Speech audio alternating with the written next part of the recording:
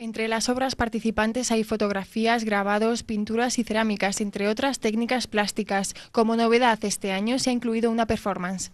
¿Y qué es una performance? Una performance es una especie de pequeña obra de teatro donde se combina la plástica con el teatro, propiamente dicho, y se diferencia del happening en que en el happening no se sabe cómo va a acabar la cosa y el público participa, mientras que en la o en el o la performance hay un guión que se sigue.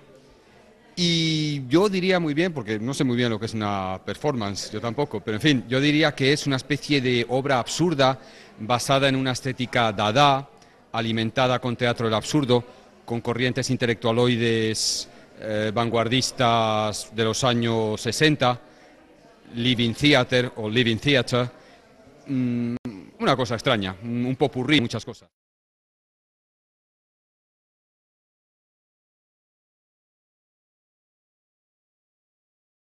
Lo más interesante que he hecho lo he hecho de manera independiente desde hace unos años y porque trabajo en lo que quiero, escribo mis propios textos y los represento o los dirijo. De tal manera que intento no ser solo actor, sino también dramaturgo, ¿no? Que es una palabra un tanto altisonante, pero en fin, es lo que hago.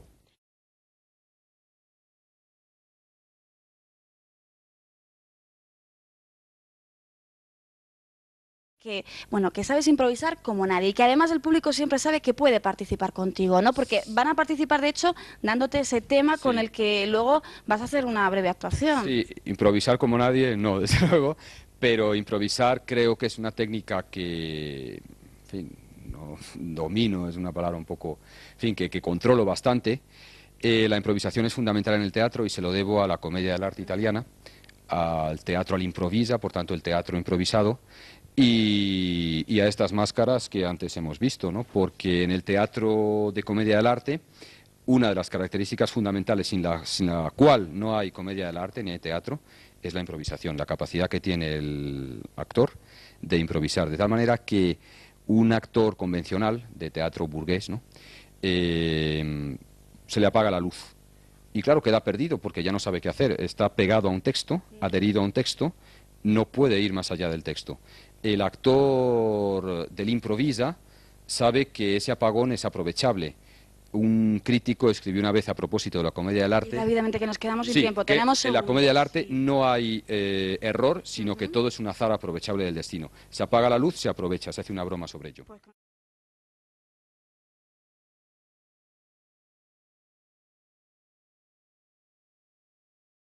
Se convierte en una especie de oficiante, de sacerdote, que está oficiando una liturgia. Y los espectadores son los fieles, que duda cabe.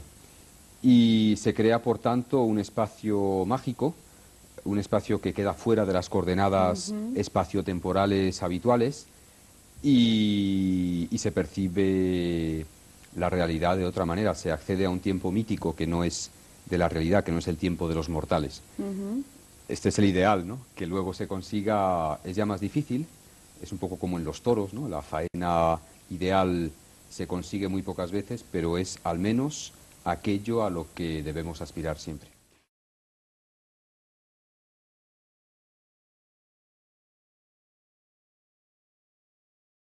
Yo creo que todo actor tiene o debiera tener formación en canto. Otra cosa es que sea cantante. Yo no soy cantante, solo aspiro a no cantar mal, porque el cantar bien lo considero imposible. Ahora, la formación como cantante, el cantar bien es importantísimo para el actor, porque conceptos como tono, como volumen, que son distintos, la mezza voce, son cosas que si no dominamos tanto o tan bien como un cantante, sí tenemos que tender a ello. Es muy importante. La voz es fundamental, es la mitad del actor, porque el actor es el cuerpo, y aunque la voz forme parte del cuerpo, pero en fin, deslindemos por razones de claridad, yo creo que el 50% del actor es su voz y el otro 50% su cuerpo. Y todo lo demás, luces, escenografía y demás, sobra. Creo que el teatro ha de ser pobre, no en calidad, pero sí en medios. Y lo ideal sería para mí un teatro en el cual se pudiera actuar desnudo. el actor y la actriz desnudos, psíquicamente e incluso físicamente, ¿no? Es lo que iba a preguntar, digo, oye, también físicamente, porque sí. entonces Sí. puede ser un bombazo. Sí, físicamente también. Sí. Bueno, claro, estoy hablando de una situación ideal, ¿no? Pero creo que es a lo que debiéramos tender, porque entonces la pobreza es absoluta. No podemos disimularnos tras de nada, tras de ninguna máscara, tras de un maquillaje. Somos tal y como, o debiéramos ser en el escenario tal y como somos en la vida. Y en la vida debiéramos ser, aunque no lo somos, absolutamente transparentes. Y de hecho mi lema, mi fuero interno, ¿no? No está apuntado allí en mi currículum, pero en fin, en mi fuero interno mi lema es el de San Francisco de Asís, que por otra parte no sé si sabes que el Vaticano quería hacer de él el patrón de los actores, porque San Francisco de Asís se definía a sí mismo como juglar de Dios, en una época además en que la juglaría fue prohibida, y él tuvo la valentía de definirse como juglar de Dios, como loco de Dios.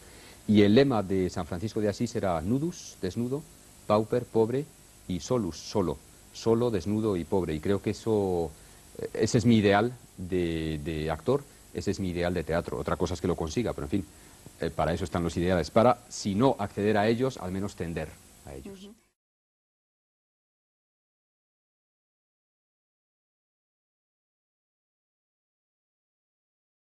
Pancho Garzón Céspedes es cubano y es un cuentacuentos. Él se define como el mejor cuentacuentos del mundo, se autodefine así. No sé si es petulancia, pero bueno, en cualquier caso es muy bueno. No sé si el mejor, pero es muy bueno. Este señor, yo creo que improvisa o medio improvisa, por un lado. Por otro lado, él define la técnica de cuentacuentos como específicamente teatral y sin embargo luego se desmarca y dice que no es teatral. Por un lado reivindica lo juglaresco y por otro lado no. De tal manera que hay ahí unos equívocos, unas contradicciones que creo que se debieran resolver. Por otra parte, si se reivindica al juglar, se está reivindicando al teatro, al mester de juglaría, al teatro que no es de texto, sino al teatro que es más expresivo, más de actor, ¿no? Frente a un teatro dramático de texto que muchas veces pone en escena a actores que son sacos de patatas, ¿no? Porque pues, hablan, pero nada más. De tal manera que la técnica de cuentacuentos no creo yo que no tiene aún bien definido su estatus. Muchas veces a otros cuentacuentos que he visto que no le llegaban a Pancho Garzón Céspedes ni a la altura de los zapatos, pues infantilizan mucho al público. Y creo que es un error, ¿no? No se puede subnormalizar al público hay que dejarlo tranquilo, el público paga y no hay que meterse con él, ni obligarle a hacer cosas que son propias, si no de niños, al menos de tontos, ¿no? Y luego creo, ¿sabes, Lidia?, que la palabra monólogo ha quedado muy desprestigiada. Y ha quedado muy desprestigiada por un teatro intelectualoide que hemos venido soportando desde la posguerra en Europa y en Estados Unidos, muy marxistoide, que pretende hacernos pensar y que en definitiva es un puro camelo. Y creo que cuando uno dice monólogo, ahora mismo se piensa en un tipo muy aburrido, un saco de patatas, que habla, que dice cosas que supuestamente son trascendentales y que no tienen la mínima importancia. Entonces, no sé si mi discurso está siendo un tanto farragoso, porque es algo que habría que teorizar mucho mejor y con mucho más tiempo. Pero, en definitiva, yo creo que el cuentacuentos auténtico es heredero de la técnica del juglar, y el juglar es un individuo que se presenta ante el público y que con absoluta pobreza de medios, pero con absoluta riqueza técnica, de vocabulario, de expresividad corporal, o expresión corporal si se prefiere, de recursos técnicos, al cabo que se van adquiriendo no solo con el estudio, sino con la práctica, es capaz de crear un mundo mágico. Y en este señor, en Pancho Garzón Céspedes, yo vi aquellas características, de tal manera que no entiendo muy bien el por qué quiere él desmarcarse del teatro. Creo que no debiera, y creo que él forma parte del teatro. Sabes que también nosotros, en Europa, pues ya la sociedad rural pasó la historia, vivimos en una sociedad virtual, y creo que se echa muy de menos el cuento que nos contaban las abuelas, los padres, cuando éramos pequeños en la camita o cuando estábamos enfermos, el cuento que se contaba cuando no había televisión. Yo esa época dorada no la he conocido, perdón porque estoy en televisión, pero en fin, no la he conocido. Pero creo que se echa de menos aquella época en que había una auténtica relación oral, la tradición oral.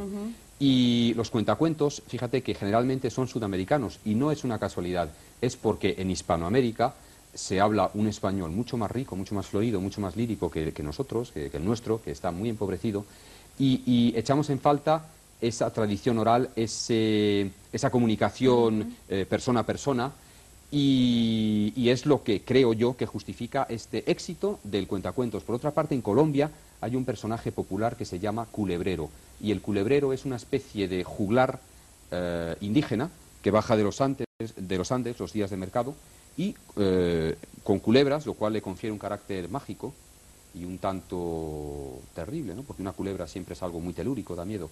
Pues este señor cuenta cuentos, y la gente luego, como los músicos en el metro, ¿no? Este señor recibe dinero de aquellos que han ido al mercado.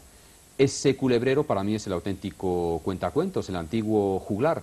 A lo mejor es un pobre cómico de la legua, pero da igual, está en su cuerpo, en su voz, en su manera de vivir, está siendo el auténtico heredero del antiguo juglar, de ese juglar de Dios que reivindicaba San Francisco de Asís.